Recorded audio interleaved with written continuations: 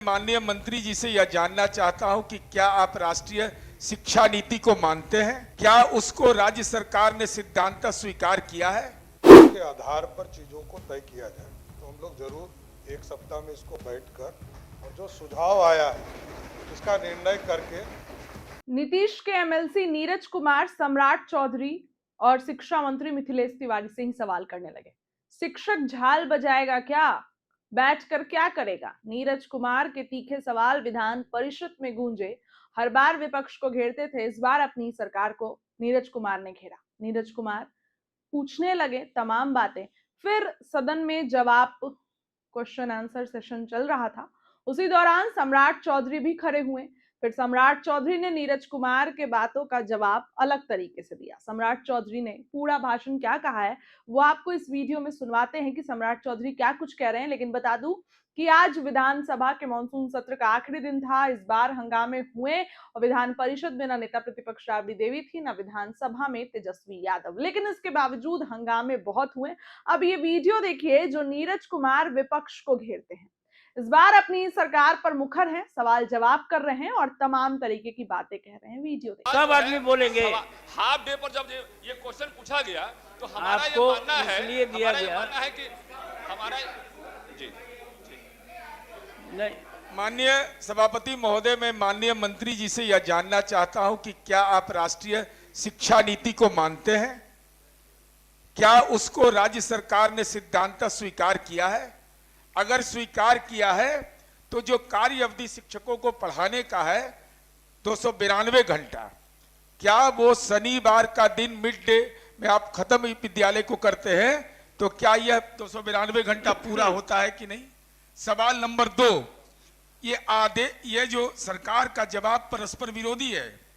आप कह रहे हैं कि उच्च विद्यालय में अध्ययन कार्य, भोजनावकाश, मध्यांतर के बाद बाल संसद सभा, खेलकूद महीना में एक सोमवार को आयोजित की जाएगी और प्रत्येक माह के अंतिम शनिवार को सांस्कृतिक कार्यक्रम का आयोजन किया जाएगा। तो 2 शनिवार को क्या होगा? 2 शनिवार का तो आपने कार्य सूची में डाल दिया कि बाल संसद होगा, गार्जियन कल्चरल एक्टिविटी होगा। 2 शनिवार को तो आपने खुद अपने उत्तर में स्वीकार कर लिया है कि कोई शैक्षणिक गतिविधि नहीं, तब बैठ के वहां टीचर क्या करेगा? इसलिए मेरा अनुरोध है कि राष्ट्र और परंपरा पर ही शिक्षा चलती है। सभापति महोदय, हम आप सब विद्यालय में पढ़े हैं, तो परंपरा का पालन करिए, नहीं तो शनि ग्रह बैठ जाता है हम ही लोग के माथा पर।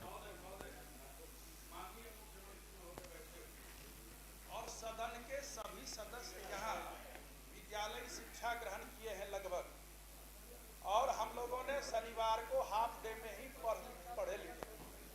महोदय, आश्वासन भी दिया गया है, ज्यादा समय नहीं लेंगे। शिक्षा विभाग ने जो उत्तर दिया है महोदय, पढ़ा जाए। बैगलेस को बैकलेस लिखा है, ये शिक्षा विभाग है, बैकलेस लिखा है।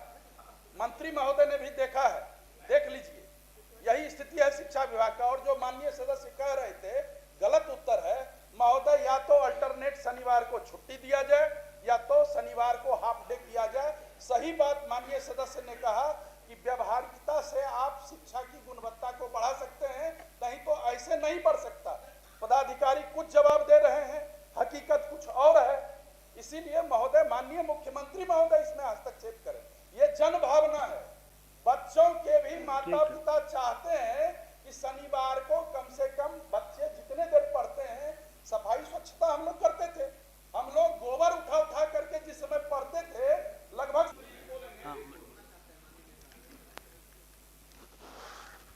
माननीय सभापति महोदय, सभी माननीय सदस्यों की जो चिंता है कि नई जो शिक्षा नीति लागू हुई उसके अधीन जो प्रक्रिया दी गई है या जो निर्देश दिए गए हैं उसके आधार पर चीज़ों को तय किया जाए।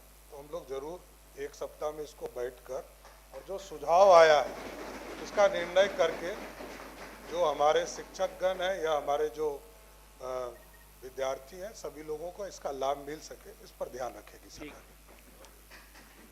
माननीय सदस्य डॉक्टर अजय कुमार सिंह। माननीय सभापति